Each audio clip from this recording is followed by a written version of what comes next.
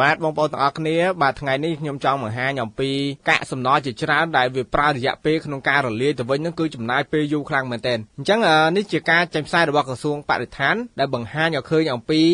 ផលប៉ះពាល់ក៏ដូចជាកាកសំណល់ដែលវាប្រើរយៈពេលយូរក្នុងការរលាយអញ្ចឹងរូបភាពទាំងអស់នេះគឺជារូបភាពចំនួន12ដែលជាកាកសំណល់ដែលវាប្រើរយៈពេលយូរក្នុងការរលាយអញ្ចឹងខ្ញុំជម្រាបជូនបងប្អូនយើងតែម្ដងគឺមានច្រើនមែនទែនមានដូចជាពពួកគេហៅកន្ទុយបារីបាទវាប្រើរយៈពេលពី10ទៅ12ឆ្នាំដើម្បីធ្វើការរលាយហើយនឹងថង់ប្លាស្ទិកពី10ទៅ20ឆ្នាំចំណែកឯកំប៉ុងកែវកាហ្វេឬក៏ប្រភេទកែវភេសជ្ជៈផ្សេងដែលជាប្រភេទជ័រហ្នឹងគឺវាប្រើរយៈពេលរហូតដល់30ឆ្នាំប្រភេទកំប៉ុងមួយទៀតគឺគេហៅថាកែវដែរតែប្រហែលកែវស្នោបាទបងប្អូនធ្លាប់ញ៉ាំហើយមិនថាតែបាយយើងដាក់ស្នោឬដាក់អីទេប្រភេទស្នោហ្នឹងគឺវាចំណាយពេលរហូតដល់50ឆ្នាំម្ដងទើបវារលាយហើយមួយវិញទៀតគឺបំពង់បឺតបាទបំពង់បឺតដែលយើងប្រើជាប្រភេទផ្លាស្ទិកបាទធម្មតាយើងដាក់ចូលក្នុងកែវកាហ្វេក្តៅអីមួយចំនួនទៅយកបឺតហ្នឹងគឺអត់ងាយគេហៅថាអត់ងាយរលាយឬក៏វាអត់ទន់ទេអញ្ចឹងវាចំណាយពេលរហូតដល់200ឆ្នាំឯណោះបានវាធ្វើការរលាយតែម្ដងហើយទី6គឺជាប្រភេទដបភេសជ្ជៈបងប្អូនធ្លាប់ញ៉ាំហើយដបមានដូចជា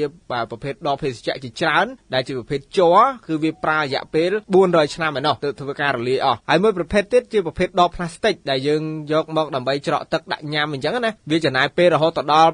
450ឆ្នាំឯណោះទើបវាធ្វើការរលាយបាទហើយទី8គឺជាប្រភេទកែវផ្លាស្ទិកបាទកែវផ្លាស្ទិកប្រភេទមួយនេះគឺជាប្រភេទផ្លាស្ទិកក្រាស់ដែលបងប្អូនយើងតែងតែញ៉ាំនៅតាមហាងប្រភេទកែវដែលយើងទិញយកមកដាក់កែវជ័រជាដើមនេះគឺវាប្រើពេលរហូតដល់450ឆ្នាំដូចគ្នាហើយអ្វីដែលខ្ញុំមិននឹកស្មានដូចជាខោទឹកនោមបងប្អូនណាបាទខោទឹកនោមកូនក្មេងណាបាទបើសិនជាយើងប្រើប្រាស់ហើយយើងបោះចោលហើយអញ្ចឹងគឺវាប្រើរយៈពេលយូរមែនតើរហូតដល់500ឆ្នាំទើបវារលាយនៅក្នុងដីហើយទី10គឺជាប្រភេទច្រាសដុសធ្មេញជ័រផ្លាស្ទិកបាទប្រភេទច្រាសដុសធ្មេញជ័រផ្លាស្ទិកនេះគឺយើងប្រើហើយផុតអាយុកាលវាគឺយើងត្រូវបោះចោលហើយតាមធុងសម្រាមតាមអីប៉ុន្តែវាត្រូវប្រើរយៈពេលក្នុងការរលាយនឹងរហូតដល់500ឆ្នាំដូចគ្នាបាទមួយវិញទៀតបងប្អូននេះប្រហែលជា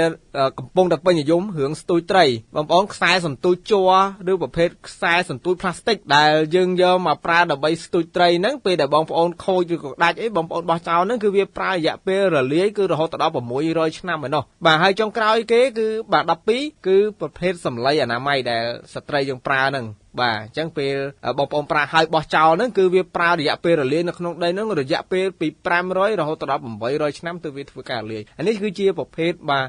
កាកសំណល់ផ្សេងដែលយើងប្រើប្រាស់ប្រចាំថ្ងៃហើយជារយៈពេលមួយដែលវាចំណាយពេលយូរក្នុងការរលាយអញ្ចឹងការប្រើប្រាស់ក៏ដូចជាការទុកដាក់បងប្អូនត្រូវតែប្រុងប្រយ័ត្នទី2គឺកុំចេះតែបោះចោលទៅពីទៅយើងអាចប្រមូលផ្ដុំដើម្បីធ្វើការដុតរំលាយចោលដូចជាដើមទៅដើម្បីកាត់បន្ថយ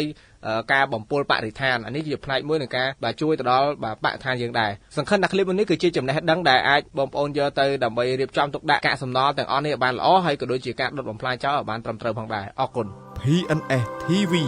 ព័ត៌មានសម្រាប់ប្រជាជនកម្ពុជា